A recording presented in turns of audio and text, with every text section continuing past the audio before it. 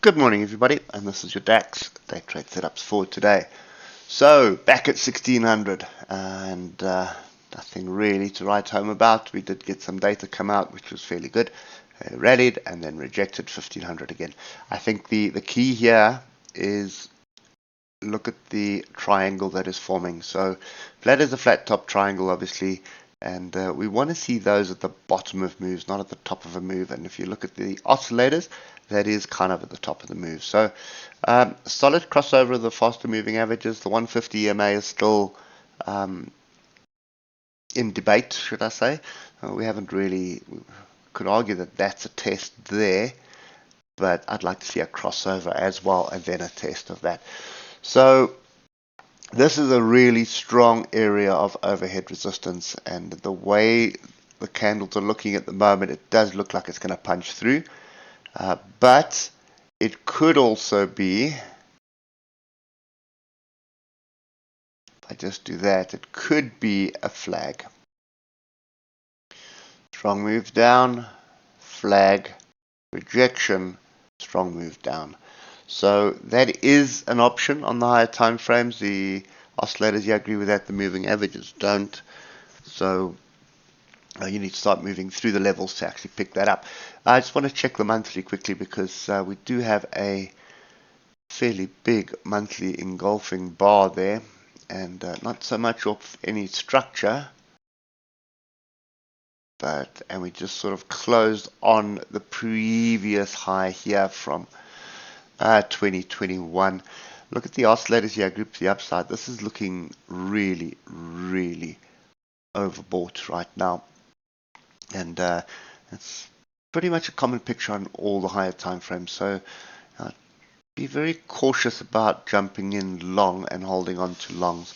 Now, the 3 hour starts to tell a very telling story. So, we look at the 8 hour, we see a triangle forming, but if we look at the 3 hour, we see huge diversions here between this swing high and that swing high.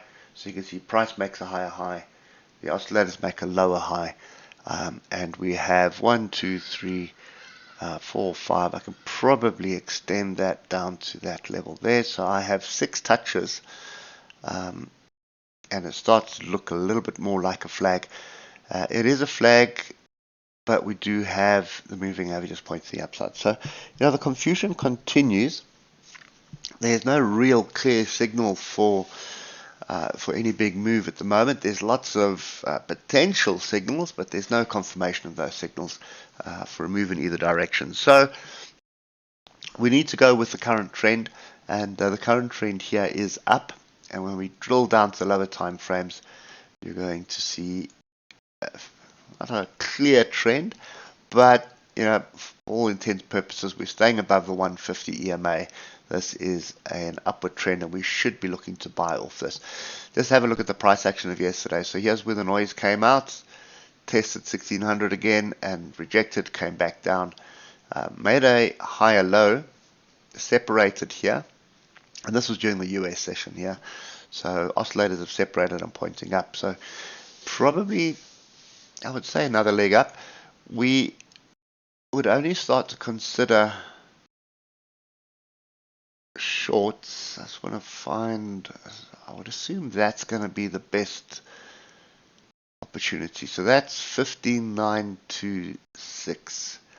So I'd want to see price drop below that, come back, reject it before looking at shorts.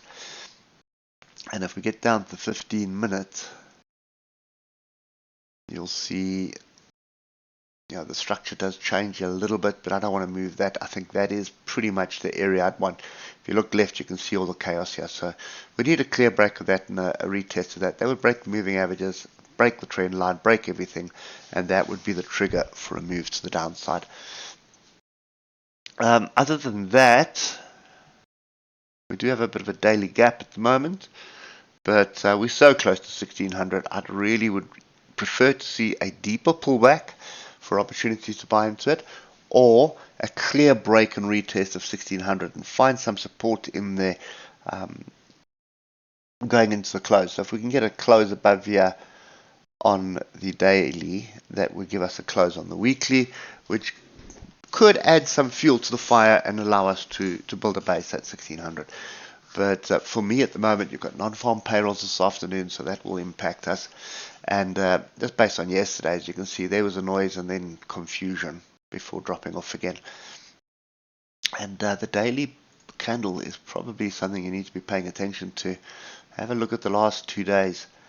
Inside bar, now we've gapped up. And if you look at this picture on the daily, strong move down, crossover of the moving averages here, separation of the oscillators at the moment. I would argue that the better bet would be to wait for the confirmation of the short,